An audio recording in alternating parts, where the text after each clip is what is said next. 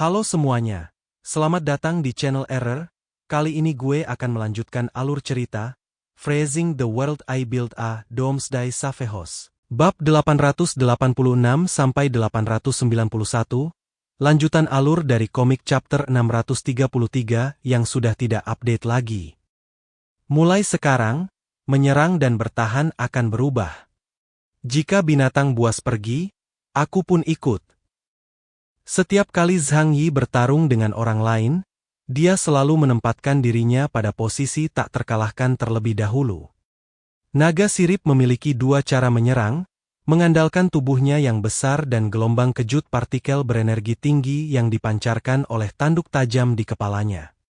Tetapi saat ini, kedua metode tersebut telah kehilangan pengaruhnya terhadap Zhang Yi. Jadi, Zhang Yi akan menang tidak peduli bagaimana dia bermain selanjutnya. Satu-satunya hal yang perlu dikhawatirkannya adalah apakah dia akan menang besar. Bunuh. Aku ingin melihat seberapa lezat kekuatan asli binatang laut itu. Zhang Yi bergerak cepat di air laut. Dengan bantuan pendorong, kecepatannya tidak berbeda dengan terbang di udara. Naga sirip itu meraung, berenang dan melarikan diri di laut, dan terus mengangkat kepalanya untuk mencoba melawan. Kemampuan peringatan dini bawaan binatang itu memungkinkannya mengetahui bahwa ada bahaya besar di sekitar Zhang Yi, dan ia tidak akan bisa mendekat dan menyerang. Namun, sinar partikel berenergi tinggi yang dipancarkan dari sudut-sudut tajamnya diserap oleh ruang aneh Zhang Yi, lalu dipantulkan lagi untuk menyerang dirinya sendiri. Naga sirip hampir murka. Ini benar-benar curang. Bagaimana bisa kau mempermainkanku? Dia mengejarnya, tetapi lari, dan tidak dapat melarikan diri. Zhang Yi mengejar pantat naga sirip itu tanpa henti. Kemanapun ia lari, ia akan mengejarnya dan menebas pantatnya dengan liar. Bahkan jika dia menyelam ke laut dalam, Zhang Yi tidak takut. Naga sirip itu sangat marah hingga ia mencicit dan hampir ingin mengutuk. Untungnya, kulit dan dagingnya tebal, dan dipotong lebih dari selusin kali. Punggungnya penuh luka, dan luka berdarah itu sangat mengejutkan. Sisik-sisiknya berguguran di tengah jalan, tetapi tidak berhenti. Setelah mengejar puluhan mil, naga sirip itu tiba-tiba mengayunkan ekornya di air laut, melewati Zhang Yi dan menuju ke permukaan laut. Tiba-tiba ia menyadari kelemahan Zhang Yi. Sejak awal, Zhang Yi sendiri tidak takut akan hal itu. Alasan mengapa dia menahan diri setiap saat adalah karena dia tidak bisa melepaskan orang lain di kapal. Naga sirip menemukan jawabannya. Jika aku tak bisa mengendalikanmu, tidak bisakah aku mengendalikan titik lemahmu? Tangkap dia. Zhang Yi agak lambat bereaksi, lalu berbalik dan mengejar naga sirip itu. Naga sirip merasakan pengejaran yang mendesak di belakangnya, dan senyum bahagia muncul di matanya. Ia tahu tebakannya benar. Hehe, aku tidak bisa membunuhmu, tapi aku bisa membunuh teman-temanmu. Aku masih bisa membuatmu menderita dan putus asa. Naga sirip memikirkan hal ini dalam hatinya. Permukaan laut makin dekat, dan Jin Feng, yang tidak mendapat perlindungan Zhang Yi, hanya diam-diam parkir di laut. Seperti bayi yang tidak berdaya. Yang dibutuhkan naga sirip hanyalah mutan untuk membelahnya menjadi dua. Namun, saat naga sirip menyerbu dengan penuh semangat dan hendak menyentuh Golden Front, Zhang Yi yang mengejar di belakang tiba-tiba berhenti. Dia berhenti 1 kilometer jauhnya dari Jin Feng dan diam-diam menekan tombol di lengannya. Kepala naga sirip itu mencuat ke dasar Jin Feng yang kokoh, bagaikan peluru yang mencuat ke kayu. Tetapi pada saat ini, matanya tiba-tiba menjadi cerah. Itu adalah cahaya yang sangat menyengat, yang tiba-tiba berubah menjadi bola cahaya besar di depannya, seolah-olah matahari meledak di depannya. Tidak hanya seterang matahari, tetapi juga sepanas matahari. Seluruh naga sirip itu tercengang. Namun belum sempat dia tertegun, gelombang kejut yang besar langsung menerjang ke arahnya. Bom!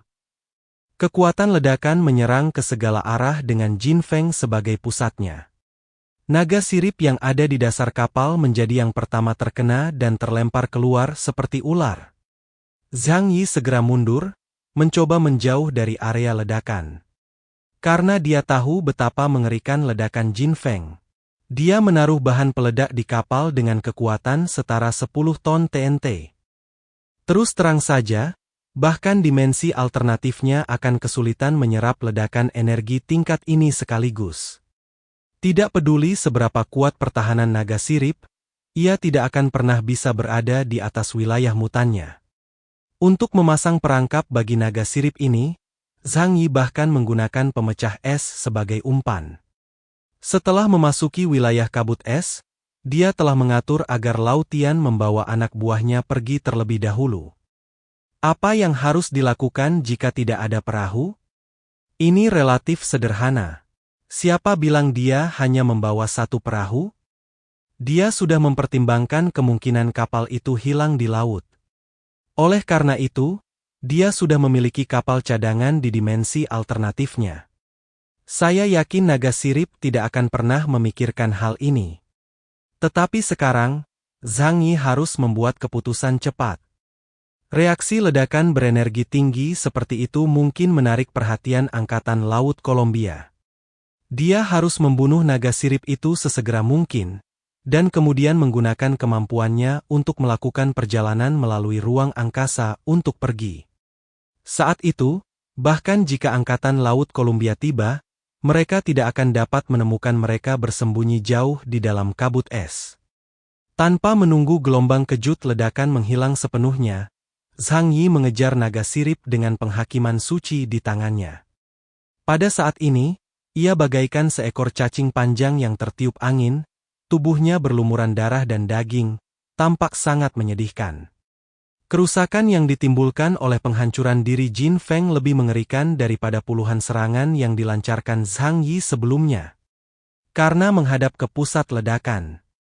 Maka sesaat seluruh naga itu tertegun, mukanya hancur menjadi darah, dan matanya menjadi buta. Zhang Yi segera mengejarnya dan mulai memotong dengan pisau. Aku akan membunuhmu saat kau lemah. Naga sirip secara naluriah merasakan niat membunuh yang kuat dan tidak lagi memiliki keberanian untuk melawan. Ia berusaha sekuat tenaga dan hanya ingin melarikan diri lebih jauh ke dalam laut. Namun luka-lukanya terlalu parah untuk berenang lebih cepat. Zhang Yiqian segera menyusulnya dan menebasnya dengan keras di punggung. Api hampa yang besar itu menyebar hingga ratusan meter, melilit erat tubuhnya seperti rantai pemakan jiwa. Kekuatan kehampaan yang mengerikan menggerogoti tubuhnya yang sudah rusak, menyebabkan daging dan darah di tubuh besarnya meledak. Naga sirip itu menjerit dengan sedih dan lari ke laut dengan putus asa. Darah itu menarik perhatian banyak binatang laut di daerah sekitarnya, tetapi tekanan dari dua kekuatan teratas membuat mereka takut dan membuat mereka tidak berani mendekat. Zhang Yi sederhana dan bersahaja, seperti seorang juru masak yang membunuh ayam, dan memiliki kesabaran yang besar untuk mengejar. Naga sirip dengan marah ingin melawan sebelum mati beberapa kali. Akan tetapi, kesenjangan kekuatan antara kedua belah pihak terlalu besar. Itu tidak dapat menghancurkan pertahanan Zhang Yi, dan serangan balik hanya akan mempercepat kematiannya. Akhirnya, setelah menyelam lebih dari 3.000 meter di kedalaman, ia dibacok sampai mati secara menyedihkan oleh Zhang Yi. Tubuh yang begitu besar dan binatang laut yang begitu kuat adalah satu-satunya yang pernah dilihat Zhang Yi dalam hidupnya. Dia tidak mau membuang-buang tenaga, jadi dia langsung memasukkan tubuh naga sirip itu ke dalam ruang mutannya sendiri, lalu dengan cepat melayang ke atas. Seluruh laut menjadi merah oleh darahnya, dan Zhang Yi harus segera pergi. Karena ini dapat menarik makhluk kuat lainnya di laut dalam. Kemungkinan besar Angkatan Laut Kolombia tertarik oleh ledakan sebelumnya. Jauh di dalam kabut, Lao Tian, AAA mengikuti perintah Zhang Yi, telah mengemudikan kapal pemecah es baru Xiaoyao beberapa ratus mil laut di depan. Kabut es di sini adalah penghalang alami yang terkuat. Ditambah lagi dengan kemampuan siluman mereka yang aktif, bahkan jika kapal-kapal tercanggih Columbia tiba di sini, mereka tidak akan bisa menemukan jejak mereka. Sekali lagi, tanpa kemampuan pencarian peralatan elektronik, kapal manusia seperti lalat tanpa kepala di lautan luas. Meskipun Xia Yao lebih kecil dari Jin Feng, ia tidak memiliki masalah dalam mengangkut semua penumpang ini. Penumpang lain di kapal tercengang saat menyaksikan Zhang Yi menciptakan kapal pemecah es dari udara. Mereka bahkan semakin menghormati Zhang Yi di hati mereka.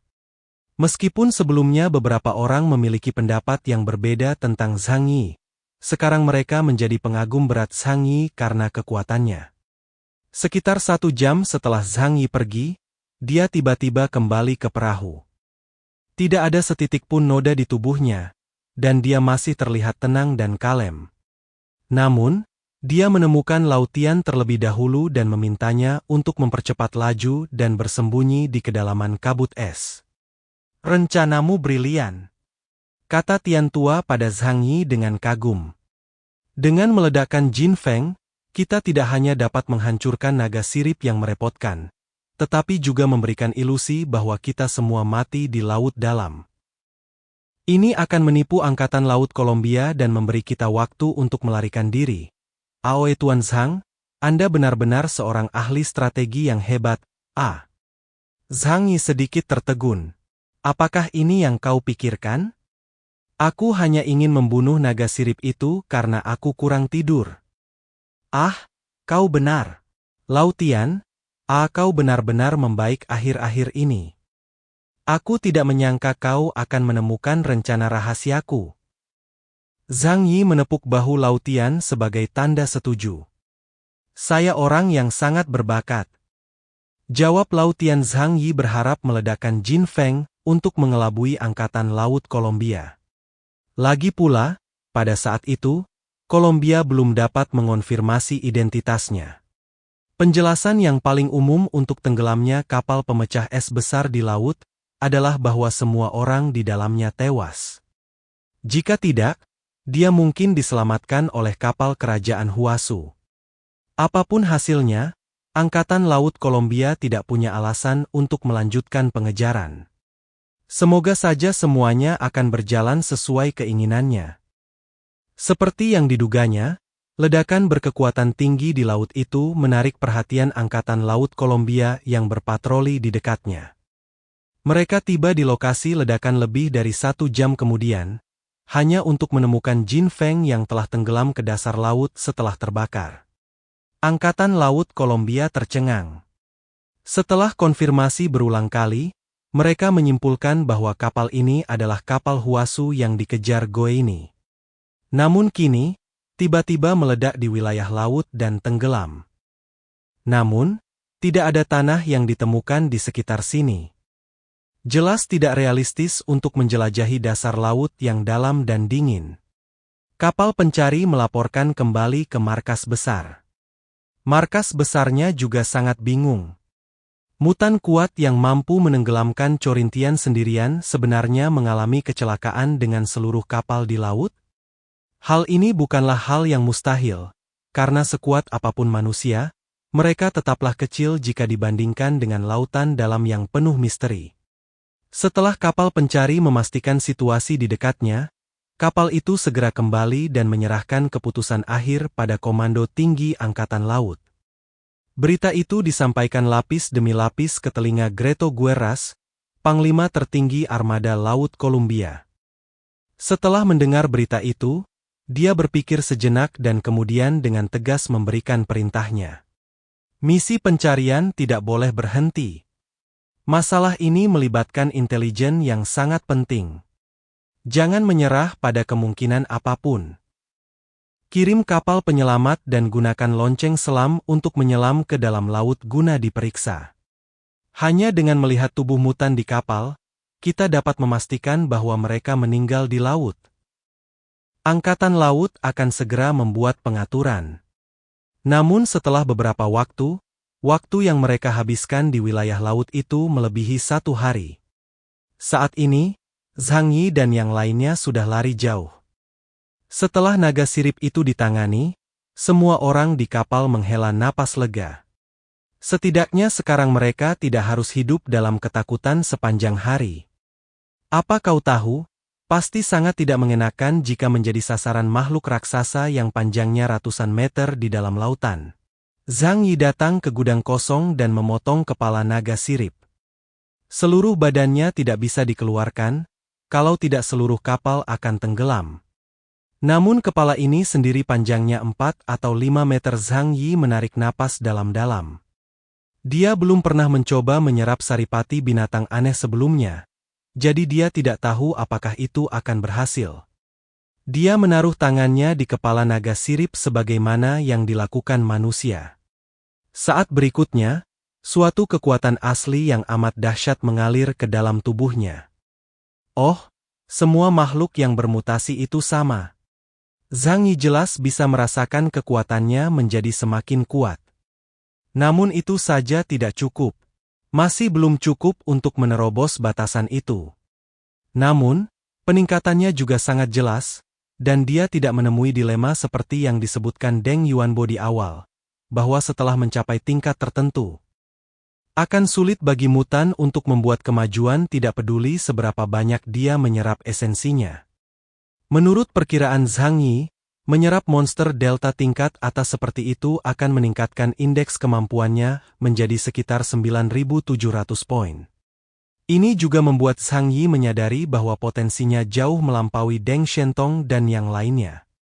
Mungkin karena mereka terlalu mengandalkan teknologi dan kerja keras untuk meningkatkan kekuatan mereka. Aku seorang jenius sejati. Zhang Yi berpikir dalam hati. Tetapi satu hal yang pasti, akan lebih mudah baginya untuk menerobos ke wilayah Ipsilon daripada Deng Shentong. Mungkin, bahkan tanpa bantuan esensi dewa, selama dia dapat menyerap lebih banyak esensi dari makhluk asing atau mutan yang kuat ini, dia dapat mencapai standar indeks kemampuan Ipsilon. Esensi dewa, apa yang ajaib dari benda itu? Zhang Yi bergumam. Jika itu hanya sesuatu yang dapat membantu orang mengatasi keterbatasan dasar, mungkin dia tidak membutuhkannya saat ini. Karena dia bukan eksistensi tingkat kapten biasa seperti Deng Shentong, dia masih jauh dari mencapai belenggu sendiri. Semakin jauh kau melangkah, semakin jelas terlihat kesenjangan bakat. Baik dia, Gao Changkong, maupun Yuan Kongye, mereka semua adalah orang-orang luar biasa dengan batas atas yang relatif tinggi dalam kekuatan surgawi mereka. Adapun yang di Shengjing, dikatakan bahwa dia telah memperoleh kekuatan esensi dewa. Akan tetapi, Zhang Yi tidak mengetahui apapun tentang kecerdasannya dan tidak dapat membuat penilaian apapun. Pada saat ini, Zhang Yi memiliki pemahaman baru tentang kekuatan supernatural. Dia bahkan punya keinginan untuk terus memburu monster-monster kuat di laut untuk meningkatkan kemampuannya. Akan tetapi, Zhang Yi hanya memikirkan gagasan ini sejenak dan segera menepisnya. Qi Wei telah melakukan perjalanan melalui wilayah laut yang begitu luas. Kalau saja dia tidak secara kebetulan bertemu dengan pertarungan antar binatang aneh, mungkin dia tidak akan bertemu dengan naga sirip. Lagi pula, jenis ular raksasa laut dalam ini biasanya tidak bergerak di wilayah laut dangkal. Jika kau benar-benar ingin memburu binatang yang lebih kuat, kau hanya bisa pergi ke bagian laut yang paling dalam.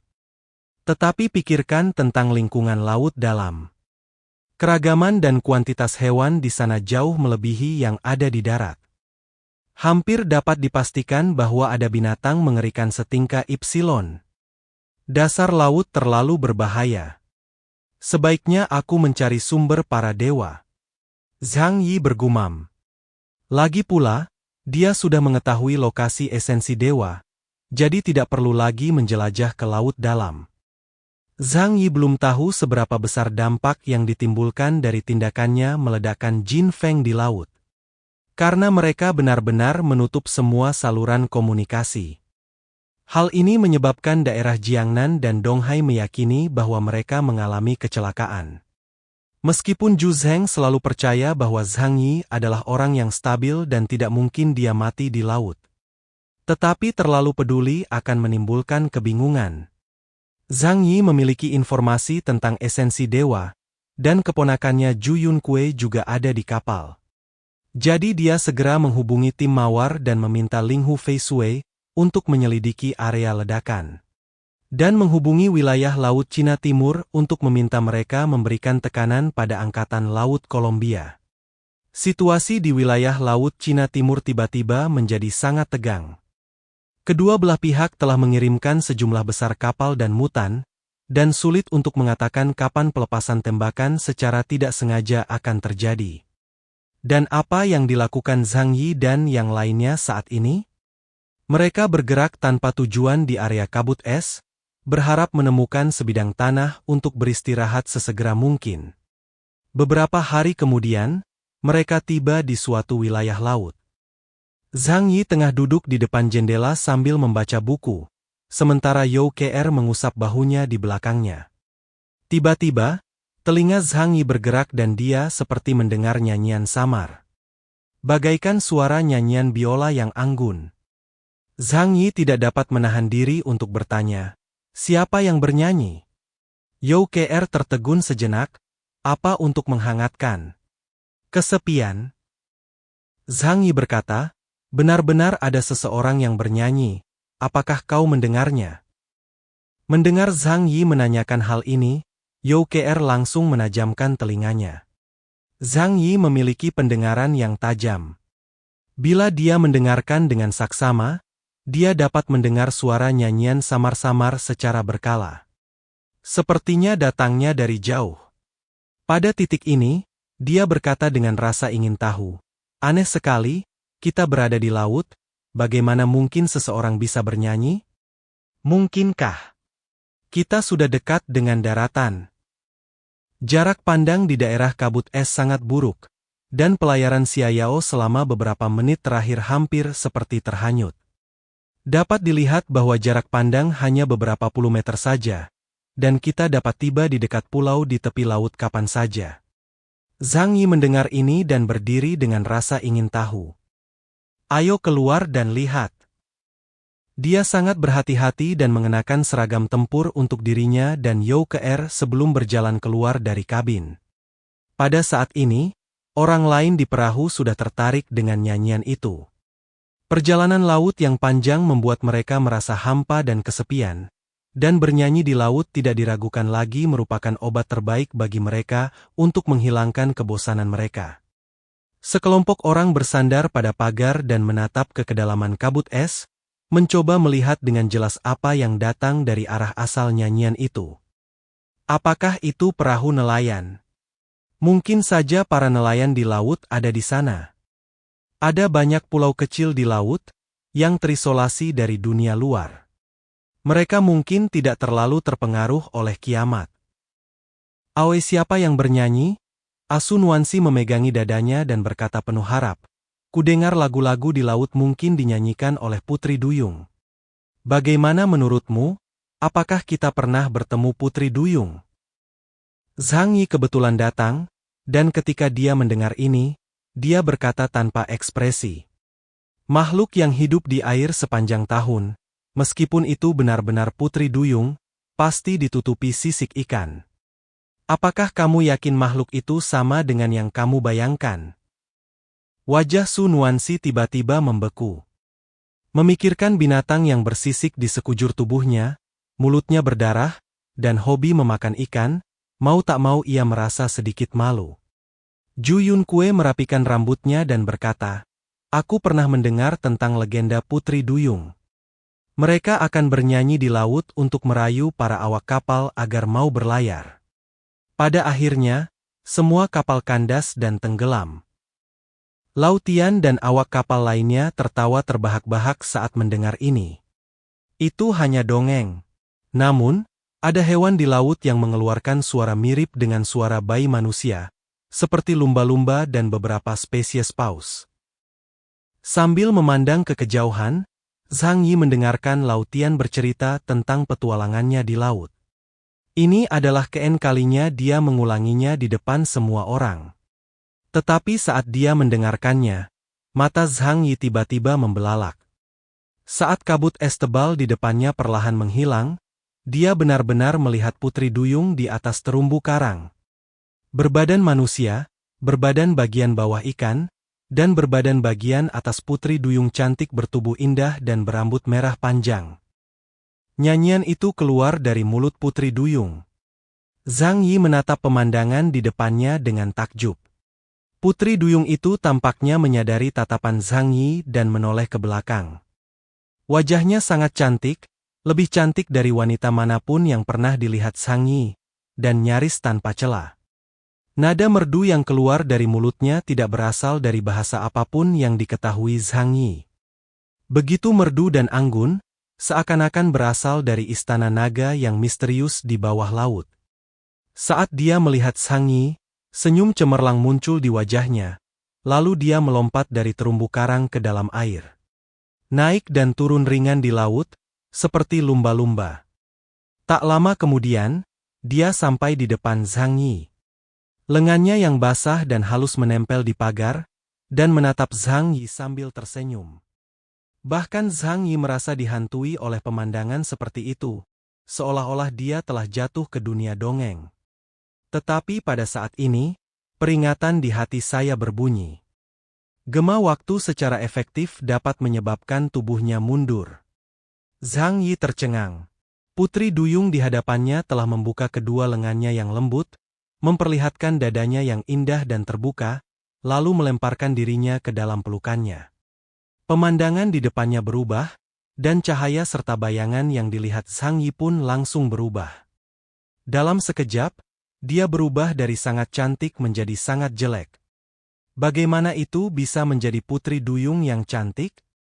Itu jelas merupakan ikan aneh yang gelap, jelek, dan berlumuran lendir hitam serta bermulut berdarah.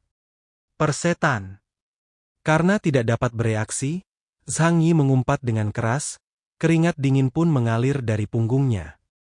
Dengan ledakan kekuatan ilahi, ruang itu terdistorsi dan ikan monster menjijikan itu meledak menjadi bubuk. Pada saat itu, suara-suara aneh terdengar di perahu.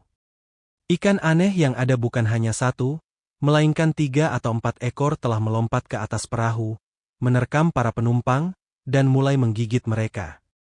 Mereka mengeluarkan suara seperti bayi, dan melodinya yang dalam membuat orang mengantuk. Dada para penumpang yang digigit itu kosong, tetapi senyum bahagia masih tersisa di wajah mereka. Zhang Yi merasa ngeri bahwa ikan aneh ini benar-benar dapat menghipnotis orang dengan suara. Kalau saja dia tidak mempunyai kemampuan melakukan perjalanan waktu, dia mungkin telah tertipu secara tidak sengaja sekarang. Melihat semua orang di kapal telah terkena, Zhang Yi tidak dapat membangunkan mereka, jadi dia langsung mengeluarkan Holy Judgment. Api kehampaan hitam berubah menjadi ular panjang dan membunuh semua ikan aneh di perahu dalam sekejap. Karena benda ini menggunakan suara untuk menghipnotis, Zhang Yi berencana untuk memecahkannya dengan cara yang sama. Dia menyalakan sistem pengeras suara di pakaian tempurnya, menaikkan volume, dan berteriak, "Semuanya bangun!" Suaranya yang memekakkan telinga membuat gendang telinga sakit. Ketika semua orang terbangun dalam keadaan terkejut, mereka menemukan bahwa ilusi indah di depan mata mereka telah menghilang.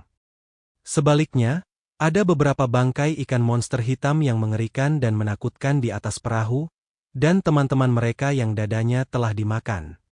Mereka begitu ketakutan hingga berteriak. Semuanya, semangat!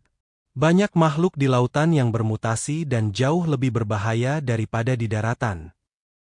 Zhang Yi berteriak keras, dan segera mulai membersihkan ikan-ikan aneh jelek di karang yang masih menyamar sebagai Putri Duyung.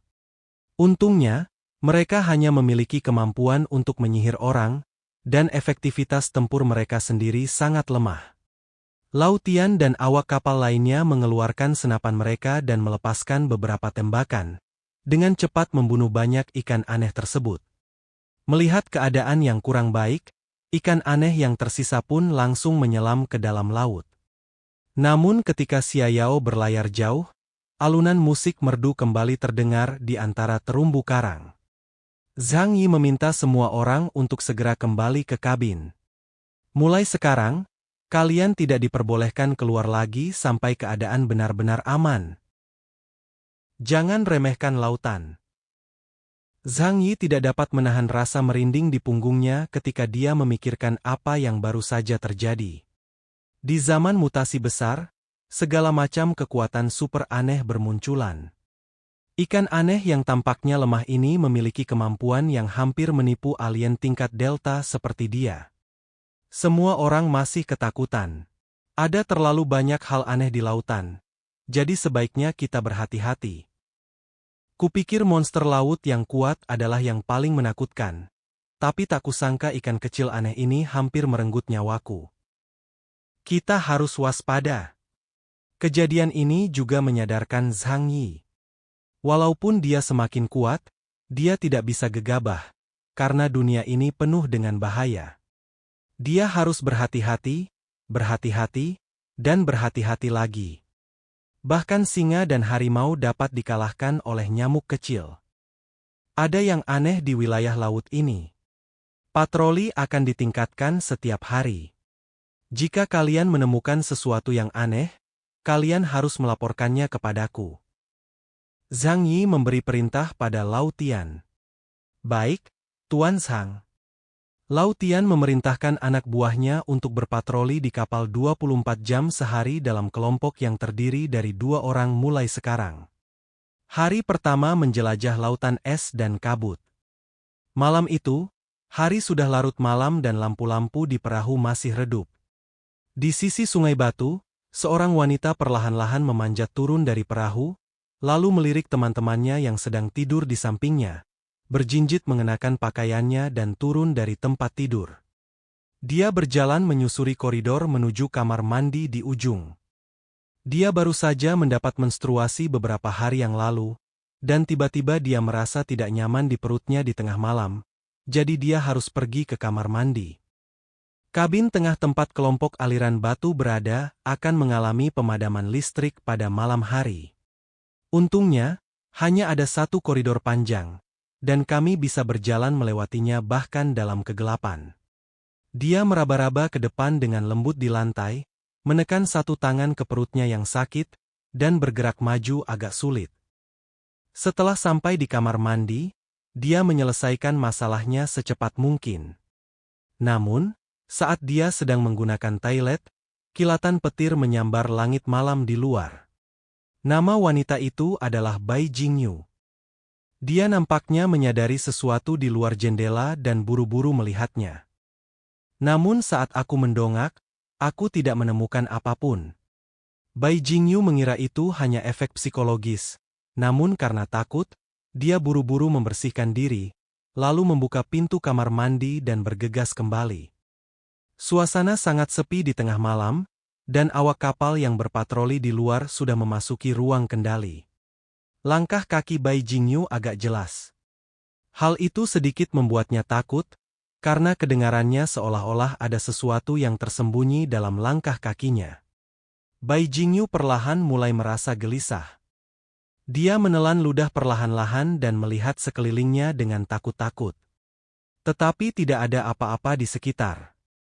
Napas Bai Jingyu menjadi cepat dan dia mempercepat langkahnya, ingin kembali ke kamar sesegera mungkin. Namun saat ia menoleh ke belakang, tiba-tiba ia melihat sesuatu yang membuat pupil matanya tiba-tiba membesar. Ia pun membuka mulut dan ingin berteriak. Akan tetapi pita suaranya belum sempat mengeluarkan suara. Sesuatu tampaknya muncul. Mulutnya terbuka makin lebar, bahkan melengkung membentuk lengkungan aneh yang tidak mungkin bisa dibuka oleh manusia. Tangan Bai Jingyu terkulai ke bawah, meliuk-liuk seperti cakar. Tiba-tiba, tubuhnya mulai berkedut hebat, tetapi setelah beberapa detik, dia kembali normal. Bai Jingyu berdiri di koridor panjang, mukanya tertutup bayangan, membuatnya mustahil melihat ekspresinya dengan jelas. Namun setelah beberapa detik, dia perlahan berjalan kembali ke kamarnya, lalu menyingkap selimut dan pergi tidur. Keesokan harinya, Bai Jingyu bangun dan makan seperti biasa. Orang-orang di sekitarnya menganggapnya tampak agak aneh dan datang bertanya apakah dia sakit. Bai Jingyu hanya berkata dengan tenang, Tidak apa-apa, menstruasiku sudah tiba. Setelah mendengar ini, yang lain hanya dapat tersenyum dan mengucapkan beberapa patah kata penghiburan tanpa mengajukan pertanyaan lebih lanjut. Siapapun yang pernah mengalami masa menstruasi, tahu bahwa kau tidak boleh main-main dengan wanita saat masa itu, atau kau akan mati dengan menyedihkan. Malam itu, sudah larut malam lagi. Semua orang tertidur lelap. Bai Jingyu tiba-tiba membuka matanya. Dia berjalan tanpa alas kaki menuju tempat tidur orang yang menyambutnya di siang hari, tatapannya dingin dan tumpul, seperti mayat berjalan. Cahaya redup di luar membentangkan bayangannya di dinding. Mulutnya terbuka dengan cepat, lalu sesuatu yang panjangnya lebih dari 1 meter tiba-tiba melompat keluar dari mulutnya dan melilit wajah pria itu. Dia berjuang mati-matian, tetapi setelah beberapa detik dia berhenti bergerak. Suara isapan samar terdengar dari ruangan yang sunyi itu. Setelah menyelesaikan ini, Bai Jingyu kembali ke tempat tidurnya. Diam-diam menutupi dirinya dengan selimut, menutup matanya dan tertidur. Keesokan paginya, seseorang di ruangan itu bangun di pagi hari untuk pergi ke toilet. Ia terbiasa menepuk-nepuk adiknya yang ada di sampingnya, ingin menariknya mendekat. Namun baru saja dia mengulurkan tangannya, dia tiba-tiba tenggelam. Pria itu penasaran dan mengira tetangganya sudah bangun. Namun saat dia menoleh, dia tiba-tiba berteriak. Teriakan melengking dan menakutkan itu mengagetkan semua orang di ruangan itu. Bahkan orang di sebelah pun terbangun mendengar suara itu. Apa yang sedang terjadi? Siapa yang berteriak? Orang di ruangan itu baru saja bangun dan masih bingung. Pria itu jatuh ke tanah karena ketakutan, matanya terbuka lebar, menunjuk ke arah tempat tidur. Persetan, mumi. Orang-orang di ruangan itu segera memusatkan perhatian mereka ke tempat tidur. Ketika mereka melihat pemandangan itu dengan jelas, wajah mereka tiba-tiba berubah karena ketakutan. Orang yang terbaring di tempat tidur itu tampak telah kehilangan darah dan dagingnya, pipinya cekung dalam, dan kulitnya melilit erat di tengkoraknya. 2 bola mata yang keriput masih berada di rongga mata, menatap ke atas dengan datar dan tumpul. Cepat! Pergi dan beritahu orang-orang di atas kapal. Pembunuhan. Seseorang telah membunuh seseorang lagi di kapal. Beberapa orang yang hatinya rapuh tidak dapat menahan diri untuk tidak berteriak panik. Berita itu segera sampai ke Lao Tian. Lao Tian datang bersama anak buahnya sambil memegang senjata. Ketika orang-orang di ruangan sebelah mendengar berita itu, mereka berkumpul untuk ikut bersenang-senang dan membicarakan berbagai hal. Minggir semuanya! Lao Tian datang sambil membawa pistol. Beberapa pemimpin kelompok Yan Liu, Li Zhongyu, Ma Wenzhen dan Zhang Weiwei semuanya ada di sini. Lao Tian datang dengan hati-hati dan bertanya, "Apa yang terjadi? Apa kalian sudah memeriksa bagaimana orang itu bisa mati?" Mayatnya masih tergeletak di tempat tidur dan tidak ada seorang pun yang berani menyentuhnya. Zhang Weiwei memiliki beberapa keterampilan medis dan cukup berani. Jadi dia meminta Li Zhongyu untuk membantunya memeriksa mayat tersebut. Mendengar pertanyaan Lao Tian, Zhang Weiwei menahan rasa mualnya, berjalan mendekatinya, dan berkata dengan suara pelan, "Dia meninggal dengan cara yang sangat aneh. Organ-organ dalamnya dilubangi, hanya menyisakan kulit dan tulang." Ketika Tian Tua mendengar ini, raut wajahnya langsung berubah sangat jelek. Setelah mereka tiba di laut, mereka menemui banyak monster yang bermutasi. Kematian semacam ini jelas bukan sesuatu yang akan dilakukan oleh orang biasa. Dia melangkah maju dan dengan hati-hati menyentuh mayat itu dengan senjatanya.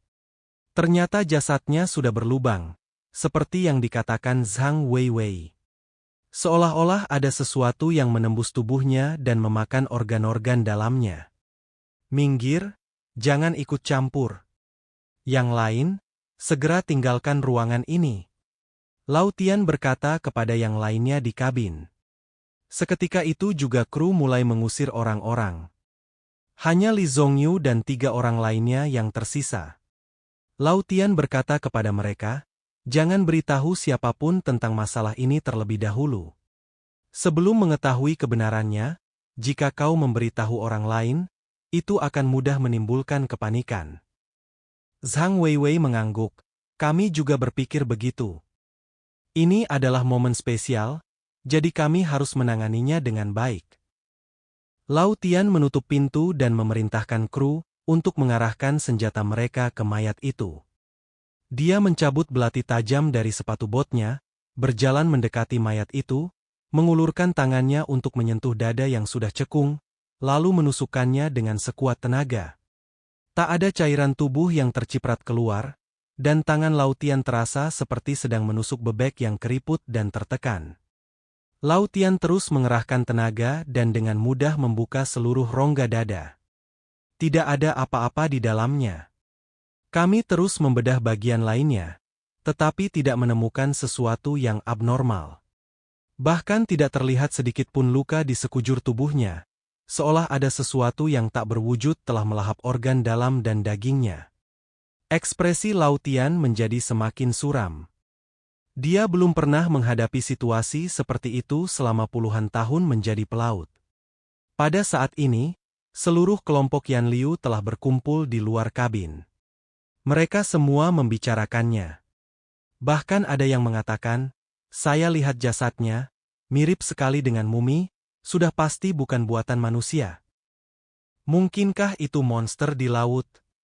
Apakah kita pernah menemui beberapa monster selama periode ini? Tapi ternyata dia menyelinap ke kabin kami dan membunuh orang. Dan tidak ada yang menyadarinya. Ini, apa yang harus aku lakukan?" Tian Tua juga merasakan situasinya sangat sulit saat ini. Jika masalah saat ini tidak diatasi, lebih banyak orang mungkin akan meninggal di kapal. Orang-orang dari Pulau Yan Liu semuanya berpendidikan tinggi, dan sulit membuat alasan untuk menipu mereka. Kalau hati orang sudah kacau, akan sulit memimpin tim. Pada saat ini, suara tenang Zhang Yi tiba-tiba terdengar di luar. "Tian Tua, bagaimana caramu berpatroli?" Zhang Yi datang dari luar bersama 2 awaknya. Dia dengan santai melemparkan seekor ikan laut yang tampak aneh ke lantai. "Jika aku tidak menemukannya, akankah aku membiarkan monster ini lolos?" Semua mata tertuju pada ikan yang jelek dan mengerikan di lantai. Zhang Yi mengambil sapu tangan putih dari kru dan menyeka telapak tangannya sambil berkata, "Itu pembunuhnya. Aku hampir diserangnya di dek tadi. Laut saat ini penuh dengan bahaya, jadi semua orang harus waspada. Kita tidak bisa mengandalkan saya dan kru saya untuk segalanya." Si tua Tian mendengar suara Zhang Yi dan bergegas keluar. "Awe Tuan Zhang." Zhang Yi melotot tajam ke arah Lao Tian. Kalian bermalas-malasan." Lao Tian menelan ludahnya dan segera meminta maaf. "Maaf, Tuan Zhang, ini kesalahan saya." Dia memandang ikan aneh di lantai, merasa agak bingung, tetapi dia tidak mengatakannya keras-keras. Zhang Yi berkata, "Pindahkan mayatnya dan patroli lebih ketat di masa mendatang. Juga, Li Zongyu, kalian harus mengambil tanggung jawab utama atas masalah ini. Ada puluhan orang di Pulau Yan Liu, lebih banyak dari kru saya. Kalian tidak bisa hanya duduk di sana dan tidak melakukan apapun sepanjang hari. Kalian harus mengatur diri sendiri dan pergi berpatroli." Ketika Li Zongyu mendengar ini, dia merasa bersalah dan berkata, "Kau benar. Kami memang terlalu ceroboh." Zhang Yi mengangguk, "Baiklah, begitulah. Kamu bisa mengatur orang-orangmu sendiri untuk berpatroli di masa depan." Setelah Zhang Yi selesai berbicara, dia meninggalkan kabin seolah-olah tidak ada yang terjadi. Lao Tian meminta orang-orang untuk membawa pergi mayat dan ikan aneh di lantai. Melihat hal itu, para anggota Pulau Yan Liu yang ada di kabin akhirnya bisa bernapas lega. Setelah tiba di dek atas, Lao Tian mengikuti Zhang Yi dan berbisik di belakangnya, "Tuan Zhang, apa yang harus kita lakukan selanjutnya?" Dengan pengalamannya bertahun-tahun di laut, dia dapat melihat dengan jelas bahwa luka pada mayat itu pasti bukan disebabkan oleh ikan yang dibunuh Zhang Yi. Alasan mengapa Zhang Yixuan melakukan itu hanyalah untuk menstabilkan hati orang-orang. Zhang Yi melihat mayat itu dan berkata, "Bawa dia ke rumah sakit. Kita perlu otopsi terperinci untuk mengetahui apa penyebabnya." Tian Tua segera menyuruh membawa jasadnya ke ruang perawatan. Kemudian Zhang Yi memanggil You Kr dan menjelaskan seluruh cerita kepadanya. Ini juga pertama kalinya You Kr mengalami situasi aneh seperti itu. Dia segera mengganti pakaiannya dan pergi ke ruang perawatan untuk memeriksa mayatnya. Setelah melihat mayat itu, ekspresi yang sangat aneh muncul di wajahnya. Tidak ada luka di tubuhnya, dan bagian dalamnya sangat halus. Seolah-olah organ-organ dalamnya telah lenyap begitu saja. Perkataan You Kr membuat Tian Tua merinding. Mungkinkah Siren melakukan sesuatu lagi? Bahkan Zhang Yi pun mengerutkan kening dalam. Mereka telah menjumpai sirene di daerah kabut es lebih dari sekali, dan tiap kali itu membuat mereka sakit kepala. Meskipun ia memiliki kekuatan besar, kemampuan siren itu sangat aneh sehingga sulit dilawan. Misalnya, kali ini, sesuatu yang aneh muncul di kapal, tetapi dia tidak menyadarinya sama sekali. You Kr mengambil pisau bedah tajam dan membedah tubuh itu sambil berkata dengan tenang, "Aku perlu melakukan pemeriksaan menyeluruh sebelum dapat memberikan kesimpulan. Namun sebelum itu, saya rasa seluruh kapal harus dalam keadaan siaga tinggi. Karena apapun hal aneh yang terjadi sekarang, semuanya normal." Zhang Yixuan mempercayai hal ini, dan dia segera berkata kepada Lao Tian, "Mulai sekarang, perintahkan semua anggota kru untuk selalu waspada 24 jam sehari, dan jangan pernah mengendur." Demi alasan keselamatan, kelompok yang awalnya terdiri dari 3 orang akan diubah menjadi kelompok yang terdiri dari 4 orang untuk melakukan patroli.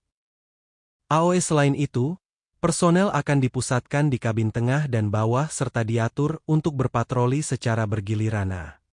Selain itu, semua tindakan individu harus dihentikan. Bahkan saat pergi ke toilet atau mandi, harus ada lebih dari 2 orang yang bersama-sama. Zhang Yi tidak berani ceroboh dengan situasi yang tiba-tiba ini. Putri Duyung yang ditemuinya sebelumnya hampir menyihir pikirannya dan menyebabkannya celaka. Bahkan bagi orang seperti dia yang memiliki kemampuan-kemampuan hebat, mustahil untuk menjadi sempurna dalam segala hal. Belum lagi sebagian besar orang biasa yang ada di kapal.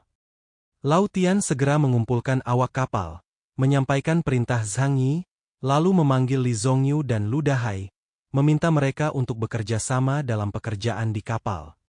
Lao Tian berterus terang kepada kedua manajer kabin dan memberitahu mereka kebenaran tentang situasi tersebut. Jangan menyebarkan berita tersebut, karena dapat menimbulkan kepanikan yang hanya akan mengakibatkan lebih banyak kematian. Aku akan memberitahumu terlebih dahulu agar kau memiliki gambaran dalam benakmu. Apakah kau mengerti? Setelah mendengar ini, Li Zhongyu dan Lu Dahai merasa sedikit takut. Beraninya mereka mengajukan keberatan? Mereka semua takut dibunuh saat tidur tanpa alasan yang jelas. Pada saat ini, mereka semua bekerja sama secara aktif dan cepat mengatur orang dewasa di kabin untuk berpatroli 24 jam sehari. Dalam satu hari, dengan kerja sama semua pihak, seluruh kapal diperiksa dari atas hingga bawah. Dapat dikatakan tidak ada sudut yang terlewat. Akhirnya, Lao Tian menemukan petunjuk melalui video pengawasan. Namun setelah melihat dengan jelas apa yang disebarkan tadi malam, alih-alih ia dan kru yang menonton video bersamanya merasa rileks, hal itu malah membuat mereka makin ketakutan. Tak lama kemudian, mereka memanggil Zhang Yi dan memberitahunya bahwa mereka telah menemukan sesuatu yang besar. Zhang Yi datang ke ruang kendali, hanya untuk melihat bahwa setiap awak kapal menjadi jauh lebih pucat. Ada ketakutan yang jelas di mata para pelaut berpengalaman ini. Bahkan wajah gelap Tian Tua pun menjadi pucat saat ini. Kenapa kau diam? Zhang Yi bertanya sambil mengerutkan kening. Tian Tua menelan ludahnya dan menunjuk ke rekaman video pengawasan. Kalian akan tahu setelah melihatnya. Zhang Yi mendatangi rekaman pengawasan dan, mengingat perilaku abnormal Lao Tian dan yang lainnya, dia mundur 2 langkah dan tidak terlalu dekat dengan monitor. Seorang anggota kru menekan tombol putar. Waktunya pukul 1.23 tadi malam. Di malam yang gelap, kamera inframerah dengan jelas menangkap apa yang terjadi di lorong kabin tengah. Bai Jingyu, mengenakan pakaian putih, berjalan perlahan dari ujung koridor, tampaknya baru saja selesai menggunakan toilet. Namun, ketika dia baru setengah jalan, tiba-tiba lehernya tersentak ke belakang dan tubuhnya berkedut hebat. Seolah ada sesuatu yang dengan paksa mencongkel mulutnya agar terbuka, menyebabkannya terbuka hingga taraf yang tak terbayangkan. Setelah sekitar 5 atau 6 detik, tubuhnya berputar dan menggeliat seperti zombie, lalu perlahan kembali normal. Di bawah pengawasan, matanya perlahan kehilangan kilaunya dan menjadi mati rasa dan dingin. Kemudian dia berjalan ke kamarnya seolah-olah tidak terjadi apa-apa dan membuka pintu. Ruangan yang dimasukinya adalah ruangan yang sama di mana seseorang meninggal hari ini. Seluruh adegan itu hanya berlangsung beberapa puluh detik. Tetapi setelah menontonnya, lapisan keringat putih muncul di punggung Zhang Yi. Adegan ini terlalu aneh. Dari awal hingga akhir, mereka tidak melihat dengan jelas apa yang menyerang Bai Jingyu. Tetapi mereka juga tahu bahwa Bai Jingyu saat ini bukan lagi Bai Jingyu yang dulu. Rasanya seperti dirasuki roh jahat. Ketika berhadapan dengan musuh nyata, mereka tahu cara menghancurkannya. Tetapi bagaimana cara membunuh musuh yang tidak terlihat dan tidak berwujud? Tidak heran Lao Tian dan kru merasa sedikit tidak seimbang setelah menonton film tersebut. Tetapi setelah Zhang Yi terkejut, dia dengan cepat menenangkan dirinya. Meskipun pemandangan ini aneh, sebagai orang luar biasa, Zhang Yi telah melihat terlalu banyak kemampuan luar biasa. Dia dapat menyimpulkan bahwa itu pasti sejenis makhluk mutan yang menimbulkan masalah. Mungkin juga Bai Jingyu sendiri telah bermutasi dan memiliki kekuatan jahat. Apakah kamu sudah menceritakan hal ini kepada orang lain? Zhang Yi bertanya dengan tenang. Lao Tian berkata, tidak ada seorang pun yang tahu tentang ini kecuali kami. Kami tidak berani mengganggu wanita ini. Kami hanya menunggumu datang dan meminta pendapatmu. Zhang Yi mengusap dagunya, banyak pikiran bermunculan di benaknya. Keanehan yang menyerbu kapal tidak diketahui. Kemampuan dan tingkat kekuatan super semuanya tidak diketahui. Jika perdagangan itu mengganggu pihak lain, Zhang Yi dapat melindungi dirinya sendiri dengan kemampuannya yang kuat. Tetapi masih banyak orang yang tidak berdaya di kapal itu, dan saya khawatir banyak dari mereka akan terbunuh. Tidak mudah untuk membawa orang-orang kembali. Zhang Yi tidak dapat mengatakan bahwa menurutnya mereka sepenting itu, tetapi dia juga harus berusaha sebaik mungkin untuk menghindari menimbulkan korban yang tidak perlu. Jadi, apa sebenarnya yang harus kita lakukan untuk menemukan cara mengatasinya tanpa membuat keberadaan aneh itu waspada? Setelah berpikir matang sejenak, sebuah rencana segera muncul di pikiran Zhang Yi. Sebelum mengetahui kebenaran, cara terbaik adalah tidak bertindak gegabah dan mengumpulkan informasi yang cukup terlebih dahulu. Bagaimanapun, ini adalah taman bermainnya. Sekalipun ada orang aneh yang menyelinap masuk, dia tidak perlu panik. Tian Tua, berikan semua orang di kapal makanan tambahan hari ini. Kumpulkan mereka semua di satu kabin. Lalu gunakan peralatan pemantauan untuk mengamati semua orang dengan saksama. Masih ada lebih dari 1.000 orang di kapal, jadi tidak sulit untuk membersihkan gudang sebagai tempat makan sementara. Nanti, selama waktu ini, kau akan mengatur agar seseorang datang dan melakukan sesuatu. Zhang Yi mendekatkan diri ke telinga Lao Tian dan berkata, pasang peralatan pengawasan di ruangan-ruangan Yan Liu Group. Tian Tua mengangguk ketika mendengar ini. Tapi kita harus cari alasan untuk pesta makan malam itu, kan? Kalau tidak, bagaimana kalau hal itu jadi mencurigakan? Zhang Yi tersenyum tipis.